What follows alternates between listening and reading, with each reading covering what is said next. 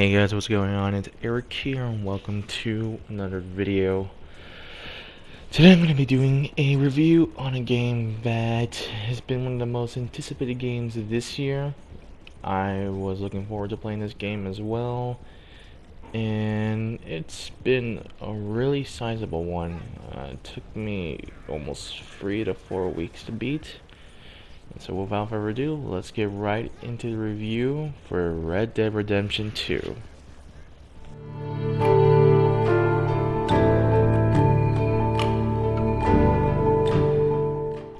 Alright, so let's get right into the review. Where do I begin with Red Dead Redemption 2? Cause, it was a game. It was a game, that was for sure. It's interesting to put into words because there's a lot that I loved about the game and there was a lot that I disliked about the game. Primarily, one of the things I disliked about the game was pretty much the thing what they've been tooting about since the beginning of November. So as you know, Red Dead Redemption 2 is a open world game set in the Wild West before the events of Red Dead Redemption 1. And it focuses on Arthur Morgan's time in the gang and also gives some time to develop John Marston and explain what happened to him during these events before his fate in Red Dead Redemption 1. Now this game focuses highly on realism, trying to be as realistic as possible when it comes to hunting, fishing, horseback riding, shooting, pretty much everything you can think of. Now, granted, a lot of this stuff worked well in its favor. I definitely liked the whole aspect of it. I liked it in theory, but when it came to overall gameplay, it actually screwed the game a lot more than it actually did improve it. Now, a lot of the things that this game did, which was to make it more immersive and realistic, it didn't really help with the core aspect, which is the fact that the open world game still felt like an open world game. Like, you still have your activities, you still have to go do missions, side missions, collectibles, all that kind of stuff. The difference is that there is a very musical way of doing it. Like, you're only given a chance to travel to these areas by horseback with very little ways of, like, fast traveling and all that. Which, in its core, could be nice, but at the same time, it felt boring. As traveling in the open world can be a bit tedious. It can take between like 10 to maybe 20 to maybe even 30 minutes to travel from one side of the map to the other. And it just felt kind of a bit of a waste of time because you're just running around trying to find these missions. And a lot of the times it just didn't really work well. It actually just made the game it was trying to go for a more, like, you know, as if it was trying to make you, like, you know, take a gander at all the visuals and all that. But in the end of it, it just didn't really work for me. I got extremely bored. I got to a point where I just started paying attention to other things, using the cinematic view as a way to, like, just make it easier for me to travel between areas. I had to use the trains, which didn't really take me to the areas that I needed to go to, but it did make it slightly easier for my convenience. And a lot of the things that I kind of did like about the game were just, like, very minimal. Such as, like, the whole interaction with the random NPCs that you can find around the entire map that can then, like, you can then reunite with them later on and they can remember the actions that you did. For me, personally, that was nice, but I feel like what they were trying to go with the game should be the norm and not the exception, as this didn't really help my experience with the open world be any different, and it just only added a little bit to it. It felt slow, as I said it before. It tried to be more realistic, but the issue with that is that it made things a lot more slow in terms of, like, collecting loot, walking, getting into buildings, just traveling, all that. It took way longer than it needed to. And I honestly did not like that about the game, because I felt really slow. In comparison to every other Rockstar game that they've ever created, this was probably the slowest one. And as much as I would like to give praise to their like unique way of trying to make this as realistic as possible, way it just worked way against this game in its favor, instead of its favor. In terms of the actual activities you can do in the game besides the main missions and the side missions, the hunting aspect was kind of tedious at best. It kind of felt like a waste of time because you would be having to go to these certain areas to track down the animals, and most of the time they would either not spawn in the area, or they would just not be the animals you're looking for. And a lot of times, for me personally, I just did not like it. I did not like having to spend 20 minutes of my time tracking down animals for the sake of skinning them and then using them for stuff that I honestly didn't even need. As all the upgrades that they offer you for the satchels and all that, it's not really that necessary. If I'm being completely honest, all the upgrades for the satchel are completely unnecessary, as was able to go through the entire game without using any single one of those upgrades. And that's just the honest truth. The legendary animals, I gotta be honest, they were fun to hunt, but at the same time, it got to a point where I just didn't really care about hunting them. Because a lot of the times it would either be because of some random animals that are in the area that prevent it from spawning. I don't know how that works, but I just didn't like it. Fishing, on the other hand, was a lot more fun. I honestly really liked the fishing in the game. It was challenging. There were some moments where it was like you were trying to catch the fish, and yet they're just like, even though you're doing exactly as the game is telling you to prevent them from trying to reel back the line, it just never worked. But it was a lot more fun to do that than it is hunting. Because it reminded me a bit of the Final Fantasy 15 fishing, which was really fun. Its gunplay, however, was where it really, really shined, because I honestly felt it was the best gunplay that they ever did in a Rockstar game, better than GTA 5. Every gunfight I was in, I felt satisfying getting those headshots, getting like those gunshots, like getting the dead-eye shots, all of that. It felt a lot more fun. Horseback, it was a little bit more difficult, yeah, but my god, it was fun. It was like, the weapons were really well designed. I really did like the weapon conditioning thing, because it just made me have to take into account what weapons I should take into battle, what weapons I should not. And I should do a better job at actually taking care of my weapons, so that way I can use them for fights. And I really liked that. It was really good. That part is where it really worked in its favor. And like everything about that was just fun. Control-wise, I had really not that many issues with the controls. In terms of the overall control scheme, it was pretty much like every Rockstar game ever, and so I'm kind of used to it, so I don't really have any issue with that whatsoever. However, there were some moments where the controls were like screwing me over, because I would be pressing triangle to try to get on my horse, and instead of that, my character would just be grabbing a random person, getting into a fist fight, or causing the police to come after me. It's just like, how? And there were some moments where I felt like the controls just never really, they never really responded to me well. Like, especially in fishing. Which was kind of dumb, but I can't really complain too much, as it didn't really happen as often as you would imagine. So, yeah. For the open world itself, I will give Rockstar credit on this. It is the most visually, like, the best visual game I've seen in a while, besides the great game of the year that I come to know as God of War. It is a great game. The visuals looked amazing in this. There were a lot of moments where I was just like sitting there and be like, wow, this game looks amazing. Like, this visuals looks perfect. Especially during, like, say, on the side of a mountainside or by a cliff, it was just perfect.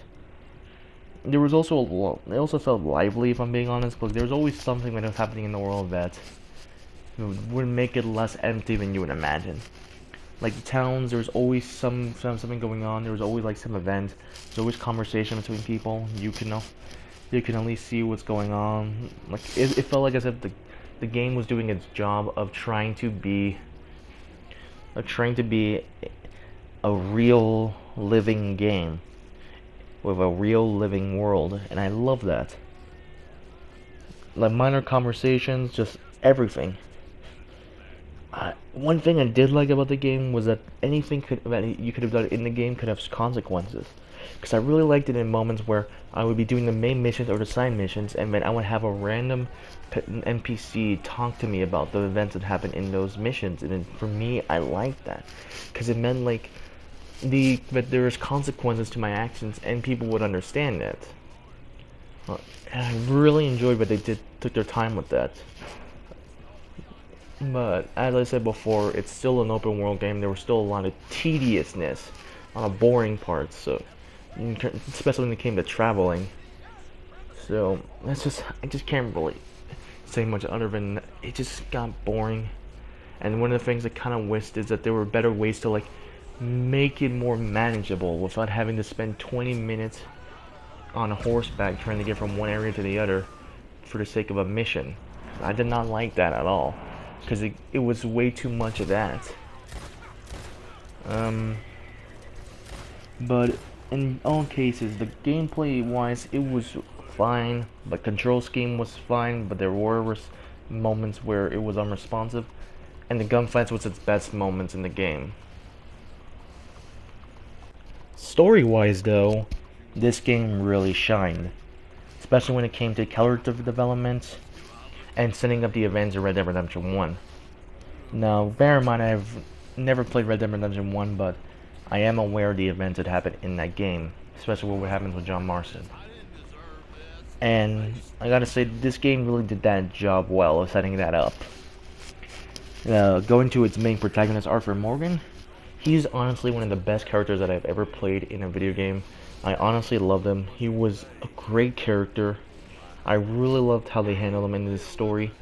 I really enjoyed how he did. I really enjoyed how they also set up Dutch's character, the gang, just everything about it. I liked how they handled it, so they can explain what ended up happening between the events of Red Dead Redemption 2 to Red Dead Redemption 1. I really liked that. Arthur Morgan is probably one of the best characters. Originally, I did not like him as much because he started off like, typical mindless brute gunslinger you wouldn't see, who like had no idea what was right or wrong, and probably was just trying to justify himself as a way to like kill, which he originally did. But then, as time went on, I kind of saw the more complex side of his personality. I actually got to see what was inside his mind. I got to understand him more as a character. I got to see that there was more to him than meets the eye. I really liked how he developed in the game. Like, he was one of the few characters that actually had like natural progression, and as time went on, and I really liked that. Because he was a character that thrived on his loyalty. As loyalty to him, it means more than anything else. If you're not loyal to someone, then what is the point of living? Because you live by a code of honor and loyalty, and that's what I liked about him. He was always staying true to himself, staying true to the people that he cared about, even if it meant having to kind of down the ways of Dutch, despite him being loyal. He started to understand more about what was going on, and that what they were doing is not going to change much about the real world. And I really liked that because he started to understand, he started to progress as a character. I really liked that. And his interactions with many of the side characters and other main characters were really good. I personally felt like he was a character that was struggling, because he had to learn to deal with so many things at a young age, and also deal with things as an adult. He had to survive in this world with the people that he knew, the people who raised him, the people who taught him to have a family. And honestly, when it got to the end of the game, it made me sad seeing what was going to happen.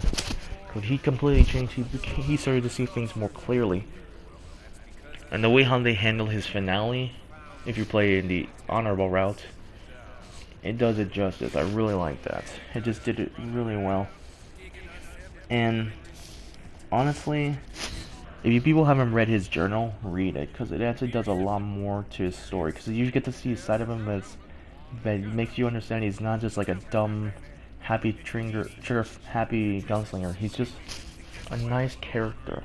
And I really liked him. It just felt like he was fighting for an impossible dream, which turned out to just be the bullshit of a man trying to hide his true figure. I really liked it. I really liked Arthur Morgan. He was definitely one of the best characters ever, and I cannot praise that enough. And the actor who played him did a fantastic job playing him. I feel he definitely deserved that award for best performance, despite me believing that Christopher Judge should have won it. But going to the other characters in the game, I really liked all of them. I felt the best ones out of all the side characters were definitely Dutch and Sadie. And Sadie Andler. I really liked them. Dutch definitely was a character who, he reminded me a bit of a prophet, of a wise man who had his own prophecy, who followed it.